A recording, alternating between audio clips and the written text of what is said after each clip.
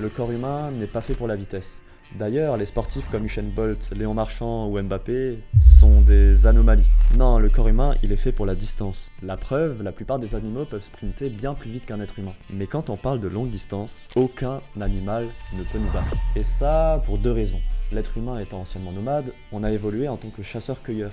Et on pouvait passer des journées, voire des semaines, à traquer notre proie. Et c'est ça qui nous a permis en partie, durant nos millions d'années d'évolution, de développer dans nos gènes des capacités élevées pour la longue distance. Mais c'est aussi parce que l'homme il a su tirer son épingle du jeu grâce à sa capacité à inventer et concevoir des nouvelles technologies. Des technologies qui nous permettent d'aller toujours plus loin, toujours plus haut et surtout d'être toujours plus performant. Comme par exemple les chaussures de course à pied. Et d'ailleurs, si tu le savais pas, la première chaussure faite spécialement pour la course à pied, elle a été inventée qu'en 1852 par l'entreprise Spalding. Parce qu'avant ces années-là, la course à pied c'était loin, mais très loin d'être un sport noble. Alors qu'aujourd'hui, la course à pied, c'est souvent vu comme une religion, pour la plupart des personnes ayant plus de 25 ans. C'est même, je les cite, une drogue pour eux. Et pour répondre à cette forte demande, des marques de chaussures, il s'en est créé des tonnes. Et malgré ça, ces dernières années, le marché, il a été monopolisé par des piliers comme ASICS, Adidas, Brooks, et évidemment Nike.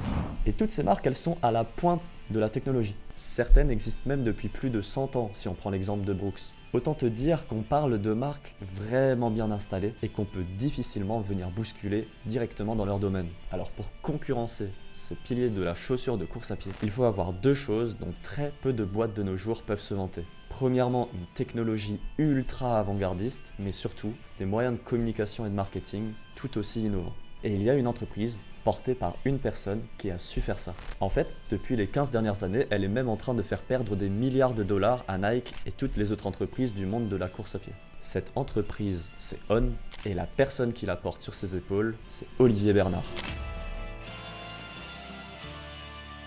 Pour te la faire courte, Olivier Bernard, c'était un vrai prodige du triathlon et de l'Ironman. L'Ironman étant sûrement la discipline d'endurance la plus connue après le marathon. La preuve, la plupart des youtubeurs de sport les plus connus comme Eric Flag, Bazinga ou Océane Andrea ont tous réalisé l'année dernière en 2023 leur premier marathon et s'entraînent en 2024 pour leur premier Ironman. Mais le personnage pour lequel je te raconte cette histoire, c'est Olivier. Et ce type était une vraie anomalie de son sport. Commence le triathlon en 1989. 3 ans plus tard, il est déjà le vainqueur des championnats de Suisse en 1992. Et à partir de là, il s'arrête plus. En 7 ans, il concourt à 10 Ironman et il va en gagner 5 sur les 10.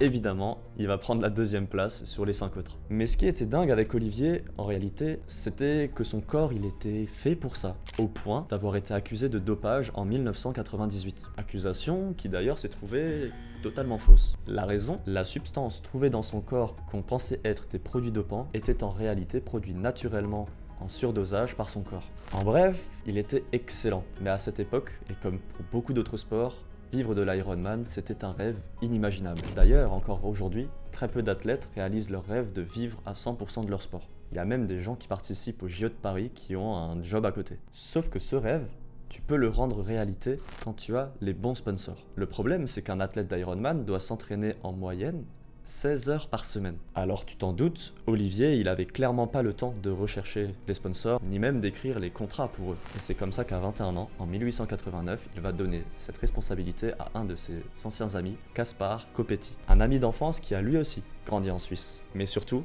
qui lui aussi avait été professionnel dans sa jeunesse, non pas pour des sports d'endurance, mais cette fois-ci pour le snowboard. L'avantage de Caspar, c'est que lui du coup sait et connaît l'importance pour un athlète d'avoir les bons sponsors. Et coup de chance pour Olivier, Caspar à l'époque, il avait totalement lui arrêté sa carrière de sportif professionnel pour se concentrer sur des études de marketing et de communication. C'était donc l'homme idéal pour gérer toute la recherche de sponsors, mais aussi pour gérer la communication et l'image de Olivier. Caspar a d'ailleurs joué un rôle majeur lors de la polémique autour d'Olivier sur ses accusations de dopage. Mais là où Caspar a été un vrai génie, c'est qu'il avait réussi à avoir le numéro 1 du sport de l'époque et encore actuel, je parle bien évidemment de Nike.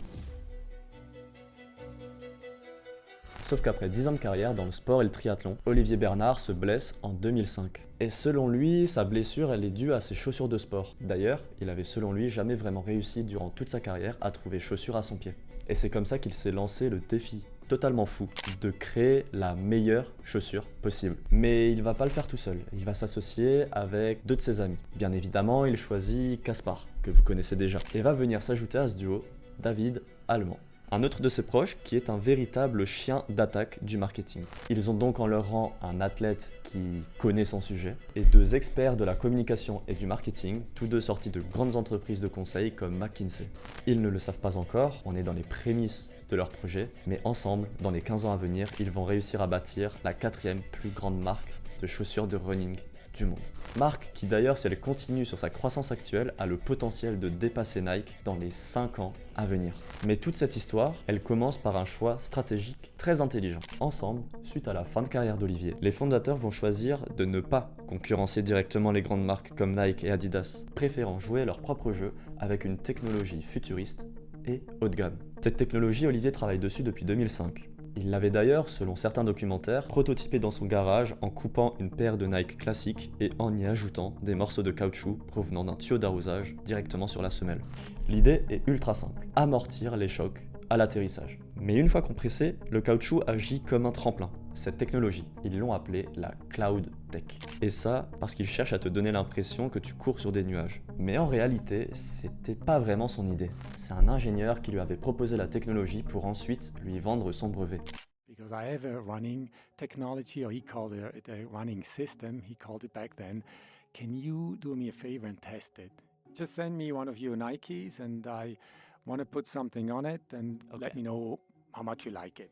C'est presque à se demander si cette histoire de prototypage seul dans son garage est vraie ou si c'est du storytelling romancé pour créer une histoire à cette marque qui à l'époque est encore très jeune.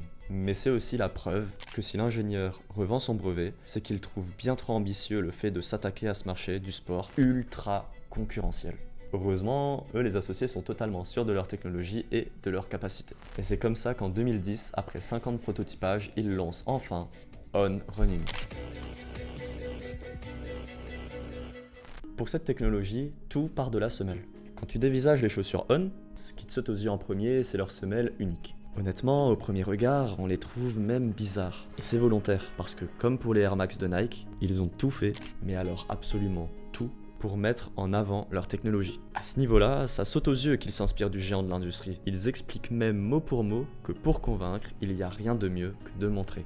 Rien ne les oblige à faire des semelles aussi bizarres. Ils auraient pu faire une semelle tout à fait normale en y intégrant la même technologie. C'est même ce qu'ils font aujourd'hui avec leur nouveau modèle appelé le Cloud Surfer. Mais ils ont plus que volontairement gardé cette semelle tape à l'œil pour l'utiliser comme un outil de différenciation et donc de marketing. Ce qui est bien avec leurs chaussures, c'est que ce n'est pas que du visuel. La preuve, c'est qu'ils ont gagné à plusieurs reprises de nombreux prix, mettant en avant leur technologie, dont l'ISPO Award en 2017, un des prix les plus convoités des marques outdoor sur leurs avancées technologiques. Mais aussi celui de 2022, qui encore une fois a salué leur prouesse technologique dans leurs semelles. Et c'est donc, tu l'auras compris, cette technologie qui est le premier pilier qu'ils ont su mettre en place pour devenir aujourd'hui l'une des 4 plus grandes marques de chaussures de course à pied, et ça en moins de 15 ans. Et heureusement qu'ils ont gagné ces prix. Parce qu'au départ, Olivier et ses 2 autres associés ont présenté leurs produits à absolument toutes les marques. Ils sont passés par Nike, Puma, Adidas. Et heureusement ou malheureusement pour eux, toutes ont refusé d'investir dans le projet, sauf Puma, qui était un peu intéressé. Envie qui sans raison leur passera d'un jour à l'autre. Mais convaincus de leur projet, ils ont au départ, comme beaucoup d'entrepreneurs, investi de leur poche. Investissement qui s'avère fructueux, car aujourd'hui, On Running, ça vaut plusieurs milliards de dollars en bourse. Mais comme dit dans l'introduction de cette vidéo, avoir la bonne technologie n'est que un des 2 piliers pour réussir à rentrer sur ce marché ultra concurrentiel. Et pour rappel, le marketing c'est le pilier numéro 2. Et leur force à eux, c'est de raconter des belles histoires. For the Ironman World Championship in Kailua Kona, the world record holder is out after being hit by a truck. À l'époque, ils n'avaient clairement pas les moyens d'investir dans des grands athlètes comme Haaland, Mbappé, Zlatan. Mais plus que quiconque, ils savaient partager et retranscrire les histoires de leurs athlètes. Le plus bel exemple, c'est celui de Tim Donne, un triathlonien qui a concouru plusieurs fois aux Jeux Olympiques, champion du monde en triathlon. Mais c'est surtout un athlète qui va voir sa vie changer en 2017. Malheureusement, il a vécu un énorme accident, se heurtant violemment à un camion en faisant du vélo la veille d'une de ses courses les plus importantes de sa vie. Les résultats sont sans appel. Il a plusieurs vertèbres cassées. Et ce qui fait froid dans le dos, c'est le verdict des médecins. Quasiment aucun ne lui donne l'espoir qu'il pourrait recourir un jour. Très peu sauf un qui lui propose une intervention très spéciale. Une opération qui coûte cher, mais surtout une opération qui lui ferait porter pendant plusieurs mois un halo autour de sa tête. Malgré son nom angélique, l'auréole ressemblait à un objet provenant d'une salle de torture. Il s'agit d'une armature métallique circulaire fixée directement dans le crâne de Tim et soutenue sur ses épaules pour l'aider à guérir. Et suite à cette possibilité, la marque On a une idée de génie. La marque On a souhaité accompagner son athlète dans ce calvaire et de le soutenir, tout en faisant un documentaire sur son possible retour. L'idée derrière ça est très simple, montrer que même quand tout semble impossible, on peut toujours se relever. Et moins d'un an après son accident, Tim finit un marathon en 2h48. Dans ce documentaire, que je te conseille vivement d'aller voir, appelé The Man in a Halo, on peut suivre Tim pendant certains jours de son quotidien. On est avec lui dans sa vie de tous les jours, mais surtout dans les moments les plus importants. On est avec lui quand on lui retire son halo, et on est surtout avec lui lors de sa première course suite à cet accident. Bref, un véritable récit qui a bouleversé le monde entier. Et ce documentaire, il a surtout fait exploser la notoriété de Tim, mais aussi celle de On, grâce aux valeurs qu'ils y ont partagées. Pour les fondateurs, leur chaussure, elle a absolument tout. Un branding plus que réussi, une technologie adorée de tous, sauf qu'ils vont commencer à prendre la grosse tête et voir un peu plus loin que le sport. Ils sont par exemple persuadés d'avoir des designs bien meilleurs que leurs concurrents. Caspar Coppetti disait même « Ce n'est pas parce que nos produits sont techniques qu'ils doivent être moches. On Running est à la basket ce qu'est Apple à l'informatique. Beau et technologique. » Alors qu'en réalité, la majorité des jeunes trouvent On Running ultra ringard. Donc, pour pénétrer le marché du running, ils vont d'abord utiliser le réseau qu'a su se construire Olivier tout au long de sa carrière, mais aussi le réseau un peu plus mainstream des deux associés, David et Caspar. Et très rapidement, la marque se retrouve absolument partout.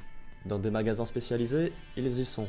Sur des blogs, ils y sont aussi. Des vidéos YouTube, tous les youtubeurs running en parlent. Mais là où ils ont été super forts, c'est qu'ils ont réussi à être au pied de beaucoup d'athlètes suisses. Athlètes qui, en plus de porter les chaussures, n'en disent que du bien. Ils sont devenus donc en un clin d'œil la marque qu'il fallait tester. Et coup de chance pour eux, malgré une cible très précise qu'ils avaient à la base, ils se rendront compte très rapidement que finalement, leur base clientèle la plus forte, c'est tout bêtement les personnes âgées qui cherchent les chaussures les plus confortables. Et la raison elle est simple, c'est qu'à force de vouloir faire la chaussure la plus confortable et technologique pour le running, et bah leurs chaussures elles sont devenues ultra légères et vraiment confortables. D'ailleurs pour ma part, pour en avoir testé, je me suis vraiment jamais aussi bien senti dans une chaussure que dans une chaussure On Running. Et c'est sans aucun doute grâce à ce public qu'ils ont su en moins de 15 ans devenir l'une des marques de chaussures de running les plus puissantes au monde. La preuve en est que leur chiffre d'affaires ne fait que de doubler chaque année. D'ailleurs, encore aujourd'hui, en 2024, ils ont une croissance plus importante que le géant Nike. Et ce qui leur a permis d'atteindre cette envergure, c'est évidemment les vieux, mais c'est aussi l'entrée au capital d'un nouvel actionnaire, devenu leur ambassadeur numéro 1. Je parle bien évidemment de Roger Federer.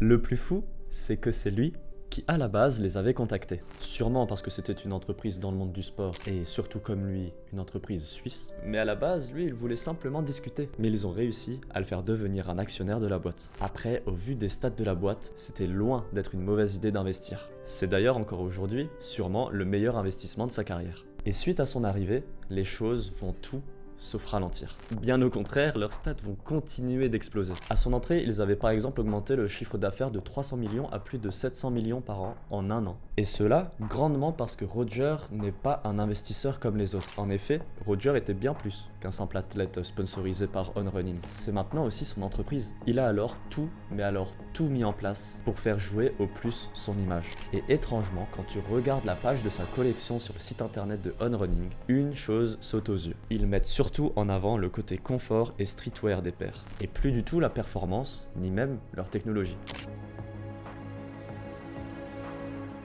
Vous l'aurez compris, en 2024, leur cible n'est plus uniquement les coureurs aguerris. Et s'ils ont réussi à toucher monsieur et madame tout le monde, ils n'avaient alors pas encore réussi à toucher leurs enfants, et donc la génération Z. La marque On étant soit méconnue des jeunes, soit imaginée par eux comme une marque réservée aux vieux.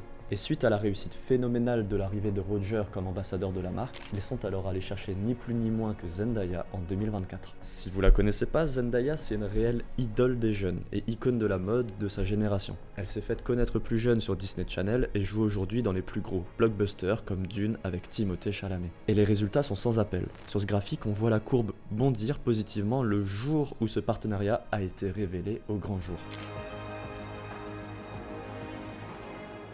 Alors oui, en 15 ans, la marque suisse a réussi à arriver dans les foyers de millions de personnes et à se faire un nom. Oui, un athlète anciennement sponsorisé par Nike est en train de leur voler des milliards de dollars. Sauf que quand l'objectif de base de ton entreprise est de faire la chaussure la plus technologique possible pour les coureurs de haut niveau, et que dans le top 3 des hommes et top 3 des femmes du marathon de Paris 2024, personne n'utilise tes chaussures, ou que pire, sur des forums spécialisés de course à pied, aucune de tes chaussures n'arrive dans les 25 meilleures chaussures de running, est-ce qu'on peut parler de réussite? Ça, je vous laisse me le dire en commentaire. C'était Félix Freiss. À plus.